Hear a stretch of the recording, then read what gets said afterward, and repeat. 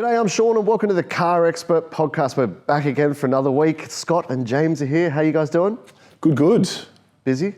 Yeah, pretty busy. I probably sound a bit husky. I'm coming off the back of a cold, so excuse me. I think it's been going around. I think we've all had it recently. So, Thank you for looking that. forward to we've had some beautiful weather. We're looking forward to summer, which means that there's a whole bunch of new cars coming to Australia. We've been through our winter break, but the Northern Hemisphere's summer break. So we're expecting a lot more new models to arrive in the coming weeks. You guys will be off on a bunch of launches. I think this is actually, in the 4.5 years I've been at CarExpert, the busiest 3 weeks that we've ever had. This next couple of weeks after the one we're in now, I think there's a combined 15 events or something crazy like that. Wow. It's absolutely mental. Yeah, right. Well, what we're going to do is later on in the episode, we're going to run through a bunch of the exciting cars that are coming to Australia this year.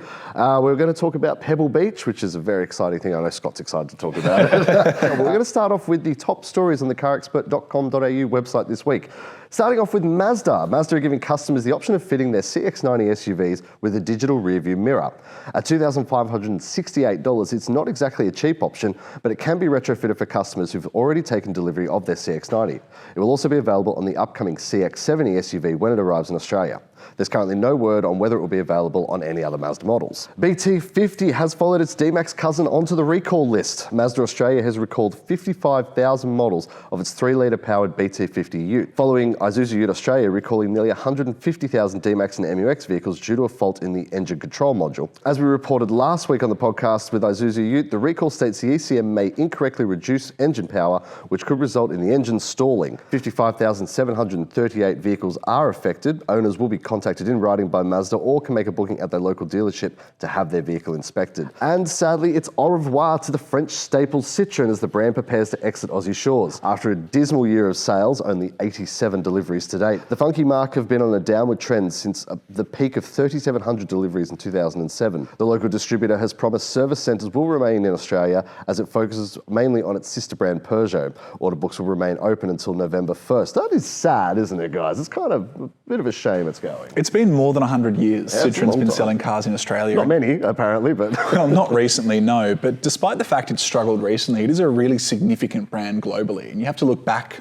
quite a long way now, but cars like the DS and the SM are some of the most beautiful and innovative cars ever made. So as much as nowadays it is a slightly weirder arm to Peugeot, they're sort of a global conglomerate together, it is a shame we're not going to get Citroëns on our roads, and I just hope that it means Inchcape, which is the importer for these cars, can finally give Peugeot the attention it deserves, because there's some really awesome new Peugeot product here, and there's some really awesome product coming that if they can market it and sell it, hopefully can give, I suppose, some better selling rivals that aren't nearly as interesting some headaches. Now, obviously it's not exactly the same as when Holden left Australia, but it's reminiscent sort of thing. The brand's leaving, they've got to keep service centres here, they've got to keep parts here.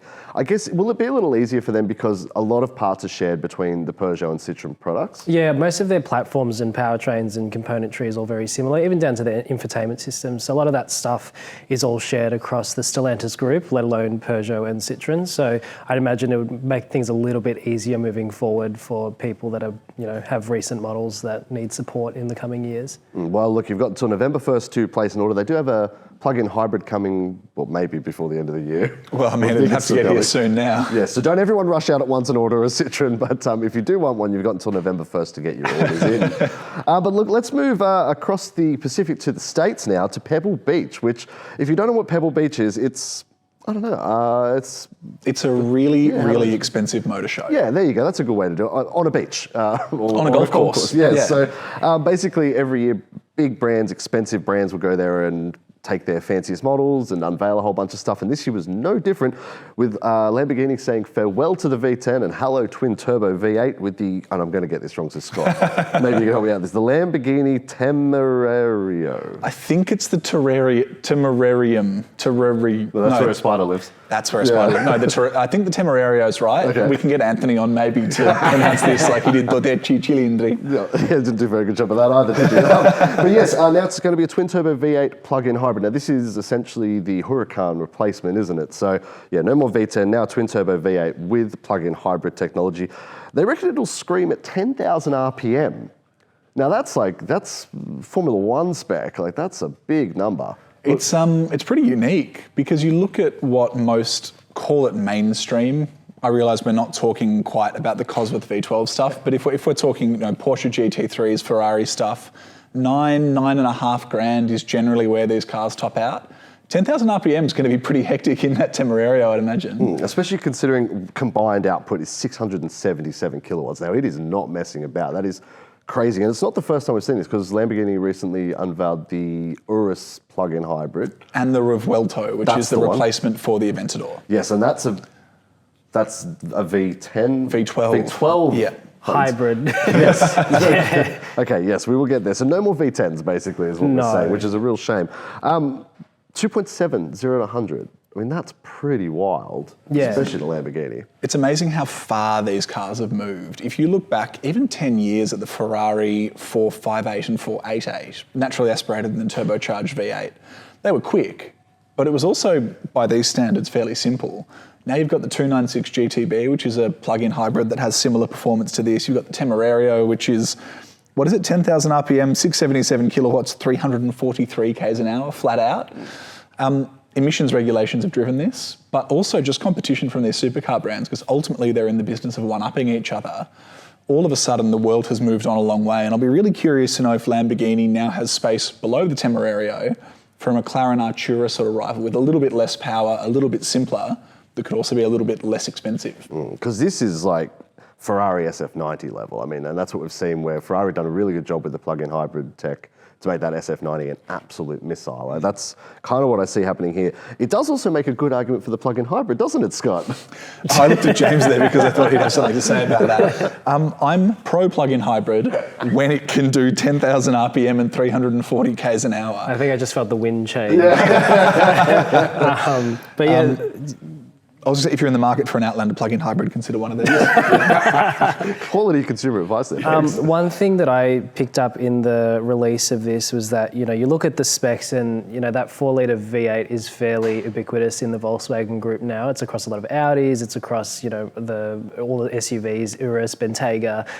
The plug-in hybrid system is very similar to the one that's used in the new Bentley Continental, but it looks like Lamborghini's really gone and done some work to it to give it that high rev limit and do all these sort of things to make it a little bit more unique. There were some sound bites that came out of the event that didn't sound particularly promising, but I'm hoping that in typical VW group fashion, it's just a soft limiter at 4,000 RPM, and that when you get it in like Corsa at 9,000 RPM, like absolutely at the limit, that it's going to sound really, really cool. Because one thing about the Huracan right through to the end was that it sounded incredible, and it would be such a shame that if the success, Lamborghini's been going on for so long about how they want to preserve, the sound and the character of their supercars as they move into this electrification age. So if they've managed to keep it alive, I think they've done a really good job. Poll for you guys. Lamborghini has always been about making cars that look pretty wild. Even the Huracan was quite demure compared to some old Lamborghinis, but it was still an angry looking thing. How do we feel about the looks of the Temerario? Because to me, it's a little bit Grand Theft Auto. Yeah, it feels like it's not. It feels like the idea of a Lamborghini's there, but it's just they're not quite all the way there. Yeah, it sort of looks like the nice face before you put on the war mask. Like it's got a very soft face. Like it's almost friendly, and it's almost too friendly for a car like that. It's the same issue that I've had with a lot of Ferraris lately, is that they're objectively beautiful cars. You look at the shapes and the creases and all that kind of thing. There's really nice details in there.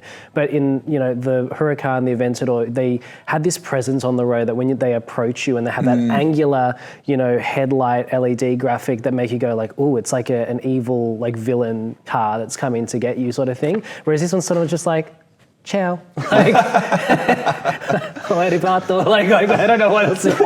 Was that Minion or Italian? I don't know. That was I have arrived. But the Minions probably say the same thing. But it's almost a little bit too friendly. But I guess it's probably very spec dependent, because there's been a blue one revealed, a green one, and there's been a couple of other variations in terms of like pinstriping and alloys and stuff. I imagine you can make it look very mean. And then, subsequent variants that might come along, like a race spec version. The full carbon thing or something. Yeah, the first iteration iteration is never the end for Lamborghinis. You look at the Gallardo and the Huracan, they had very long lifespans with multiple variations and facelifts along the way. I imagine that, if there's any sort of feedback around the looks, I'm sure they'll make it look a bit more aggressive with the next edition or iteration. Well, the next car we're going to talk about is definitely divisive on the looks front, I think. It's the M5 Touring, which is finally back after nearly 15 years. But how do I put this nicely? It's a bit of a heifer lump, isn't it? I thought you were trying to put it nicely. That was as nice as I could think. The sedan's 2,500 kilos. The wagon's going to weigh another 100, 150 kilos more.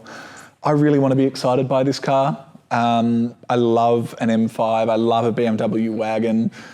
I'm sure it'll be incredible when we finally get to drive it as well. But just based on the numbers and how much is going on, it doesn't immediately strike me in the way the M3 Touring did, because it's got a lot of plug-in hybrid stuff going on. And now, James just mentioned with the, I'm not going to try and say it, but the Lamborghini and the concern about the noise. When BMW released the XM, which has a very similar setup to this, the twin-turbo V8 plug-in hybrid system, it makes no noise. Yep. And it's like, one of the things about M cars is the noise and the thunder that comes with it. Do you guys think this is going to be a very similar muted thing, emissions, regulations, all that sort of stuff? Yeah, it depends on what they do locally, because I know with some of BMW's cars here, they take out like the petrol particulate filters and stuff in the performance ones to make them sound better, because we're not subject to the same regulations. I guess with the M5, there's probably more to the badge around that kind of stuff compared to the XM, which was sort of like a signifier of what's to come. And now you see that this is basically the red label powertrain dialed up a little bit. I'm kind of disappointed with the M5 in the sense that, the weight of that battery, I think they could have probably done a little bit less battery capacity to bring down the weight. There's still a usable amount of electric range, but maintained a certain level of, lightness relative to other PHEVs. And, I'm sure it'll still be dynamic and whatever, but it's such a big car. It weighs more than a Ranger Raptor. Yeah, which is insane. Yeah, that's wild. And it's quick, but it's still slower than the old one. And it's got awesome numbers on paper. And I'm sure, I know that in the rolling acceleration figure was something ridiculous. Like it's a 2-second, overtake 80 to 120 thing or whatever they quoted in the press release. So I'm sure it'd be stupid fast, and it has a presence about it, but something that I've had taken issue with recent BMWs is that they're almost too chunky, and there's less of that sleekness. That previous generation 5 Series was such a sleek and beautiful car, and this new one has sort of just pumped it up in all sorts of areas that can make it look awkward from certain angles. So I'm just hoping that in person it translates a little bit better, which also happens to be a BMW thing of late, where their designs don't look so good when they're all lit up with artificial lighting and press images, but then you see them in person in natural light and they look really, really nice. So yeah, M3 was definitely like that. It looked a lot better when we actually got it in person. I am curious with this, 1,000 Newton meters of torque combined. That is a huge number, and I don't think any M5's ever had that kind of number. Do you think that's going to be lost a little bit because of the weight, and do you think it'll ruin the handling, or do you think it's going to be, as you found out with the Mercedes 63 stuff, that it'll actually be better for it? I have no doubt that the very, very clever people at BMW M are going to work their magic, and it's going to be an incredibly nimble car given its size and weight. That 1,000 Newton meters, I suppose, the key is not so much whether it'll mask the weight, because it will. I've driven an XM and it is scary fast, but it's more the way that it delivers it that's going to be the question. The XM, when you're in normal drive modes, it takes a while to think. So you put your foot down and you get electric motor, and then it goes, oh, we want the V8, and then it kicks down a gear, and then it combines them, and it feels quite disjointed compared to in a C63. If BMW can make it a little bit, I suppose, just smoother, the way all the parts integrate, that 1,000 Newton meters will make this thing feel like an absolute rocket ship. But if it still takes that time to work out what's going on with the different systems, it doesn't matter how much torque you have, you don't get that beautiful, effortless feeling that a big torquey engine gives you. So I suppose, we know it'll be fast, we know it'll mask the weight when it's in the right mode. It's more about how it feels when you put your foot down and how it actually gets moving in a hurry. All right, well, leave a comment, let us know. What do you like the Lamborghini? Do you like the M5? Do you dislike them? What are your thoughts? Leave a comment, let us know. Before we move on from Pebble Beach, there is one car that is, well, those two cars we spoke about are actual cars and they are coming, but there was a concept revealed by Cadillac called the So it's called the Opulent Velocity. And before I ask you guys some questions, I just want to, this is a quote from Cadillac, because it will feature, the concept that they claim will feature level 4 autonomous driving, which Caddies say will offer a hands-free immersive experience through multi-sensory modes that promote respite. Now, I know Elvis was a big fan of Cadillacs. Do you think he would care about that, or Cadillac buyers care about any of this sort of stuff, or is this just some... There's a massage parlour around here that offers similar. Yeah, I just have Cadillac lost their way a little bit, do you think? What's going on? I'm going to leave this one to James because you had some strong thoughts. Yeah, I don't think it looks good. It sort of looks like a horseshoe crab that's been stepped on. But I don't know. I feel like Cadillac is a funny one because these days it's so localized to the American market now. They don't really have any export aspirations like they used to. So I guess in America there's a big focus on like level 3 and level 4 autonomy. We know a lot of brands have started introducing their hands-off driving in select sections of highway. You know, Kia does it. There's plenty of other brands that are getting on that bandwagon too, like BMW and stuff. And so I think Cadillac with its Super Cruise and then future autonomy systems is something that they're really trying to drive, especially when you have brands like Tesla talking about autopilot and things like that. And the Americans are lazy. I don't think they want to drive themselves anywhere. So the idea of this big luxury fast thing that will do it all for you, I guess, is appealing to that market. As for the rest of us who actually enjoy driving, it just... I don't know, it just sounds like another General Motors, like, oh, look at what we might do one day that, you know, if you like it, we might do it. Like, it's just, like, actually build something, please. Like, we've got all these cars that they have that have no links to their heritage other than, you know, the Shield logo and whatever. The new electric Escalade is probably as close to the new version of Cadillac that's linked to the old stuff, whereas all the new stuff has no heritage. Actually, what I will say on that is, and I agree with most of what you just said, at least Cadillac knows what it wants to be now.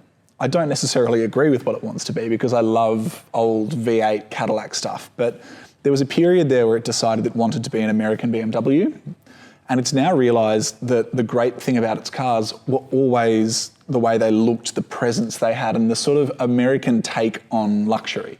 Colourful, interesting materials and shapes and designs. I don't love the way this concept looks either, but what I will say is at least it is big and bold and unashamedly Cadillac and American, whereas some of their older stuff just wasn't that. So yeah, I don't know that I need respite in a level 4 autonomous respite from... a hands-free immersive experience through multi-sensory modes that promote respite. I want to get paid whatever that marketing person's getting paid. But I do like that Cadillac has lent into the fact that all the cars that we love from them are these massive, bold things with fins and chrome and shark bits on them, and at least their modern cars are starting to look like that. Hopefully they can refine whatever's going on with this concept if it ever does go into production. Yes, I don't see Billy Bob from Baton Rouge rushing out to buy a Opulent Velocity and trade in his Cadillac Escalade.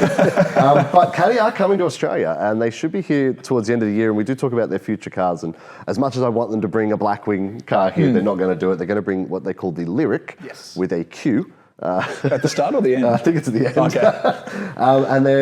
But the weird thing is they're not opening dealerships. They're opening experience centres in department stores or something. Do you guys explain what Cadillac are actually trying to do You're here? going to one next week, I'm going aren't you? to the opening of one which is in Chatston in Melbourne. They've announced another one which was in Sydney. Yeah. So I think they're sort of doing like what other brands like Cupra have done, where they have these sort of boutique-y style experience centres that are meant to be more, you go in, the experience, the look and feel of the brand. There's cars on static display and is a different way of buying. Again, great. You say there's cars, they're going to have a car. Yeah, they'll have one car at the beginning. Yeah. And look, I know that there was a time when Cadillac was originally meant to come here about 15 or so years ago. Under GFC times. Yeah, and you know there was a selection of their really cool Euro-focused sedans that were imported here unofficially or officially under the radar. Yeah, you saw a lot of them on the roads around Melbourne. And you can being sometimes tested. buy them on the classifieds. Some of them show up, but it'll be really interesting to see how they're received because they've got. You know, I don't know if Cadillac really has, while there's global recognition for what a Cadillac is, I think in terms of where they sit in the eyes of Australians might be a little bit different to how Americans see them. So if they're going here for the German luxury brands and they position themselves as such, I just don't know if they'll have the same level of cut through. You'll get the really loyal, diehard fans, maybe like Will Stopford. But, Very own, yeah, but I don't know whether, if people are already complaining about how much German luxury cars cost and are now turning to, Chinese alternatives or, high-end mainstream stuff, it makes me wonder how they're going to receive American vehicles that don't necessarily have much of a history with our market for people to go like, oh yeah, that's really aspirational, I want to get into that. So they still haven't announced pricing or anything for the Lyriq or whatever subsequently they bring here. But it's a really interesting story. So I'll be really keen to see how that goes forward. For something different, I'm going to disagree with you on that. Just for something new. I think Cadillac has an advantage on that front. BMW and Mercedes and Audi to a lesser extent have been competing here for a really long time on volume because someone in Germany wants them to sell lots of cars and that's what they're judged on. And that sort of forced them to really drive the price hard. And now that supply chain issues have hit, the cars are much more luxurious, they bring a lot more standard kit than they used to, and Mercedes has gone agency. Their prices are really rising, and when people bought an X3 or an X5 5 years ago compared to now, they can see that gap because there is a reference point. Whereas Cadillac doesn't have that. It doesn't have the disadvantage of people who've come to expect way over the top luxury and levels of equipment for less money than you'd pay anywhere else in the world, like a lot of other brands have in Australia. It'll at least let them position themselves where they think they want to be or they deserve to be without having to justify that in the context of price cuts in the past or different equipment levels in the past and that sort of thing. And I don't think it's going to be how they all of a sudden leapfrog the Germans, but I do think if they can set themselves up right to start with in Australia, if they can position themselves right, there is an opportunity to start again without any of the baggage that a lot of these other brands that are constantly hiking their prices and upsetting their customers have to deal with. Well, thankfully, Cadillac Lyriq's closest predecessor is a Holden Captiva. So, there's one thing that will be interesting is GMSV are going to bring the GMC Yukon here, which is it's a Cadillac Escalade by another name, more or less. Yeah. It's the glitzy version of the Chevy. And you drove the Chevrolet SUV version in America not long ago. The Suburban, which is the Escalade, but a Chevy version. The GMC sits halfway between the two. Somewhere between the two. Yeah. So it'll be interesting to see, because, our best guess on that Yukon, it's going to be well north of 150 grand, just based on how much Silverados and things are. These Lyriqs, these Cadillacs, they're going to be well up in the high hundreds, don't we? Somewhere there? Look, if you look at what the Lyriq competes against, sort of Merc EQE, BMW iX, Audi Q8 e-tron, as it's now called. It's all about 140, 150s is starting. That's where they all are. I don't know what Cadillac's going to price it at, but I do know that there is also some interesting competition from like Genesis, for example, with the electrified GV70. I'd be banking on 130 to 150 as just a guess. I hope it's less than that because I do think Cadillac could very quickly price itself back to America. But yeah, based on what they want to take on, call it sort of between 100 and 150 in that kind of range there. Well, it does come into the country right-hand drive, so that's going to help reduce some of the pain in that cost, I think. And look, regardless of the positioning, whether it's close or not, and we can be skeptical, if the product's good, it's great. You know what I mean? And people will buy it if it's good because, us as vehicle assessors will sing the praises where it's deserved, and then hopefully that translates to buyers that suit that kind of thing. Because, some of the stuff that's already on the market is a little bit meh. I'm not particularly enamored by an EQE SUV. The iX is cool, but it's very polarizing. Q8 e-tron's the least efficient electric car we've tested. So inefficient. Yeah. There's not really much else there because we don't have the Tesla Model X anymore. So it could be the shake-up that segment needs to keep those brands honest. All right, well, stay tuned to the CarExpert.com.au podcast because we will report everything from the Cadillac opening. And, yes, I'll do a static review next week. Yes, it'll be very exciting, very in-depth review of what wallpaper they've used in there. We'll actually have a review of the Lyriq as well. Will is on a plane to the States as we speak. Yes. So I don't know when it goes live exactly. It's in between now and a month from now, I think. But our first drive is coming from the States. Yeah, so stay tuned. Make sure you're subscribed for that even. But let's talk about some of the cars that are still to come this year because, as we said earlier, you guys are flat out over the next couple of weeks, but there's a lot of big cars coming towards the end of this year. So I'm going to kick off with the one that we probably know the least about, but a lot of people are the most excited about, the Kia Tasman. I know Paul just did a video, but can you guys tell our viewers at home what we sort of know about it so far? So the Kia Tasman is, I think, it's going to be Kia's first proper attempt at a dual cab ute. They're going to have a 4-cylinder diesel at launch, which is a little bit disappointing considering we thought that they might have a 6-cylinder on the cards. And from what we know, it's going to be using the Hilux and Ranger as a benchmark, which hopefully means they're aiming very high in terms of towing capacity, capability, and things like that. And that's pretty much all we know at this point, I feel. One thing we figured out, and we don't know whether this is final figures, but we did find out from the registration of the camo car that's getting around Australia, it has about a 900 kilo payload in the tray. So that's obviously a pre-production car. We'll have to wait and see what they come out with at the end. But it'll be interesting to see. 900 kilos is less than a Ranger. It's almost in line with the Wild Track. It's pretty on par. So I mean, not as much as a Triton or anything like that. But I mean, if they're going for a bigger vehicle with a bit more luxury, because it does seem to be quite a large vehicle, then I guess that's probably where the compromise will be there. I think, what the Koreans like to do is they like to tie in the commercial stuff with a little bit more passenger car comfort and luxury. You look at something like even a SsangYong Musso, and it's a bit polarizing in terms of looks, but you look at how that's finished inside, and it's actually very, very nice and very like SUV-like.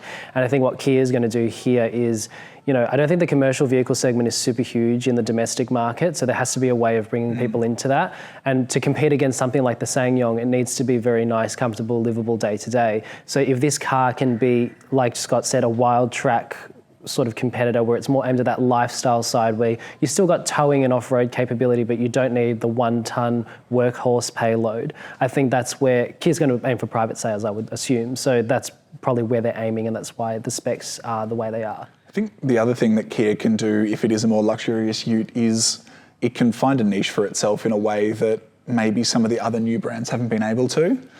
The Ranger and the Hilux people think of as tough and rugged and go anywhere because they've been here forever, the Hilux in particular. And Kia's not going to land in Australia and out-rugged a Hilux. You just can't do it. No matter how hard you market it, no matter how much Steve Waugh you have in the ad, you're not going to convince Australians it's a tougher, more reliable car than a Hilux until they've been in the outback for 20 years. So Kia's not going to be able to do that when it lands, but what it can do is find a niche for itself, which is, I suppose, maybe halfway between somewhere like a GWM, which has a heap of equipment in a Canon Alpha, but probably not the same level of polish or refinement as a Hilux or even a Triton, and then a Ranger Wild Track, and offer a bigger, slightly more luxurious car for slightly less money, and that's going to be the niche they shoot for. Because, if you come in and try to, I suppose, brute force your way through to buyers and prove you're rugged and tough and Australian, although they're going to try to do some of that, you're just never going to be able to outdo the established brands. All right, let's stick with utes, but we'll go the other end of the spectrum, the JAC or Jack T9 Ute. What do we know about this thing? So this is another one of those Chinese challenges. It's going to slot into the same sort of space as a GWM Ute or an LDV T60 price-wise. It's on the higher end of those challenges. But based on what we know of it, it's quite capable. Jack actually has come out and, after launching with payload and towing capacity claims, had to cut them back. But again, if you're looking for a more lifestyle-y sort of ute, which is kind of, I suppose, what it looks like Jack is going for with its marketing, it's got a really big touchscreen inside what looks like a quite luxurious interior. We kind of can't say more because we still haven't driven one. We haven't done a proper review, and so much of this is down to how the thing drives. It's really easy to make a ute that presents really nicely, but until we can get behind the wheel, it's kind of hard to know where it fits. All right, well, the other big ute is the BYD Shark. I think this is going to be one of the most divisive cars. I'll get it out there. It could be decisive too. This is going to divide opinions. I think people are either going to love it or they're going to hate it. So far, it seems more on the negative side because I feel like that Australian buyers just seem to have a bit of angst towards these Chinese products. But by all accounts, the BYD Shark should be a good thing, right? Yeah, absolutely. And, I know there's a lot of apprehension towards some of these new products, at least in terms of online commentary, but you look at the sales charts and they don't lie. You see GWM utes everywhere, and, the various other brands and models that aren't utes do particularly well. I think what the BYD does different is it'll be our first proper electrified ute in Australia. The Hilux has the mild hybrid system, but this has a proper plug-in hybrid system with very big outputs. I think it's got over 300 kilowatts, and it can do, I think, 50 Ks or more on EV alone. It'll have vehicle-to-load output, all those kinds of things. Like the other Chinese utes, it's got quite a nice interior. It's got all the stuff that's fairly familiar from the BYD stable in terms of like the big touchscreen and all the driver assistance systems and all that kind of thing. So What we don't know is how capable it'll be. I went to a Sea Lion 6 event where we asked about it, and they said, look, we're not going to aim for 3.5 ton towing because they sort of alluded to a bigger, more capable commercial vehicle that might come after this one. BYD Megalodon or something. Yeah, exactly right. Or BYD Blue Whale. I don't know. New Yorker. Yeah, but there's definitely. I think BYD is one of those interesting ones because in terms of all the Chinese brands that have come into the country so far, especially at the affordable end, their products seem to be the most cohesive and refined in terms of how everything works. So compared to something like the GWM Ute, which has some of its like safety and assistance quirks, we'll say, and perhaps the JAC may be the same. I think what BYD's already proven is they can do like a really nice, refined driving experience for not a lot of money. And if people are conscious of having plug-in and electrification in their dual cab ute, this might be one of their only options until the Ranger plug-in comes in. And in terms of pricing, it could be very, very competitive. So while it's divisive in terms of the specs on paper and the looks are sort of derivative, it looks a little bit like a Ranger in F-150 in some areas and, other various utes on the outside. I think it will be, as their other products have shown, people are really keen to give them a try. And if it's good, then people will talk about it and we'll see lots of them on the road. I'll forgive you for forgetting about the LDV T60 electric. Well, that's fully electric, not plug-in hybrid. I don't think anyone's actually bought one. So. Yeah, and that's a funny example as well because they've basically taken the absolute base spec that they offer and then just shoved a battery and an electric motor on it, which is fleet special price tag. Yeah, so I wouldn't use that as an example. And it's also like $100,000, so it's just too much. It's a lot of money. All right, well, this next car may be $100,000, but I think people will be happy to pay for it. The Nissan Patrol. Oh, yeah. What do we know? I know what I know. There's no V8 anymore, which is very sad, but what do we know about it? So it's going to be a twin-turbo V6. That's the big news here. As much as we love the V8, in the current Patrol, the world moves on, and just like the Land Cruiser's gone to a turbo diesel V6, this will go to a twin-turbo petrol V6, we expect. The other thing with the Patrol is that it's really, really old. The car we get in Australia doesn't have the new interior you get in the Middle East and the US. So they've actually gone to the lengths of putting a new dashboard on it and an aftermarket head unit in there. Which I think they got from Autobahn, didn't they? It does look a bit like it, but the guys at Premcar have done a good job integrating it quite neatly. This is going to be a much more modern, much more luxurious car that hopefully will give the Land Cruiser some headaches. I also know we're driving it very soon, so stay tuned for that. Yes, I think Paul is off to somewhere to drive it very soon. Yes, so that'll be exciting. All right, let's move on. Hyundai i30 and i20N updates. Yeah, so the i30N is landing around now. So it's a very mild refresh that brings some new tech. So people like myself who like digital instrument clusters now have the option of a digital instrument cluster. And there's been a few other updates throughout the cabin as part of a very mild refresh that's sort of filtered out to the rest of the range. So we're also getting an updated i30 hatch that now is sourced from Czechia and also is exclusively 48-volt mild hybrid only. So still the same old i30 that we know and love that's been around since, I don't even know, it was like 2017. It's a bit old now. Around then, yeah. Yeah, so they're sort of powering on with that. I don't know what's going to happen with that in the future, how long it's got left in it, but we love that car. It's got such good sound. It still looks really aggressive, and if you get it in the right color, it's pretty cool, and it's still, fairly attainable in the mid to high 40 grand bracket, which is still a lot less than what, Volkswagen will charge you for a Golf GTI as a yardstick. How do you know that, James? Well, just because, it's not cheaper than the one I have, but the new ones are much more expensive. And yeah, the i20N is following suit with a very mild refresh. Funnily enough, is that the new i30N and i20N are no longer sold in Europe, despite the fact that we're sourcing them from European factories. There you go. Yeah, so lucky us. Yeah, absolutely. Please go and buy i20Ns because they're really good. They're great fun. Yes. Well, sticking with the Koreans, Kia EV5. We went and looked at this a while ago, and it's still not here. Do we have an update on when it's going to be here? We don't have firm timing. We know that it was meant to be here right around now, and something's happened that's pushed it back a little bit, but exact details a little bit loose. The car itself looks fantastic. It's a mid-size SUV, sort of Sportage or Tesla Model Y sized, and it's the next step for Kia in that EV range. The EV6 is a real hero car, the EV9 is a big family car. This is the more affordable, higher volume option that's going to take on the Model Y and some of those other best-selling electric SUVs in Australia. We still don't know pricing, but based on, I suppose, just whispers and rumours, it's going to be pretty sharply priced too. I think we're expecting, sort of around the 60 grand mark as a starting point. I think it might even undercut that, which is, if they can manage that, it'll be very interesting to see how people react to that in the Australian market. They'll have 3 or 4 variants from launch. It's got plenty of kit and stuff going on, and I think depending on how people react to this design will be interesting, because it's sort of conventional but also polarizing in some ways as well. But yeah, I was meant to drive that at the end of July actually, and then they pushed back the launch due to some running factory changes that I think have been applied to the first lot of cars that have arrived in Australia, but they're not far off. I think it was sometime during the fourth quarter, so in the coming months we'll be able to drive them, I think. I think the big thing where Kia can win with this, as opposed to your Teslas and your BYDs, is there's a Kia dealership in every big country town. Yeah. So they can provide service, they can provide charging opportunities, like all that sort of stuff. But much easier for people outside of a major metropolitan area to get their hands on. Let's go to Mazda CX-70. I mean, the Mazda number system is very confusing. They bring out the 90 and then they bring out the 60 and it jumps around, but the 70 sits in the middle, I think. Kind of. Yes. So is the 70 a 5-seat 90? Pretty much, yeah. Okay, there you go.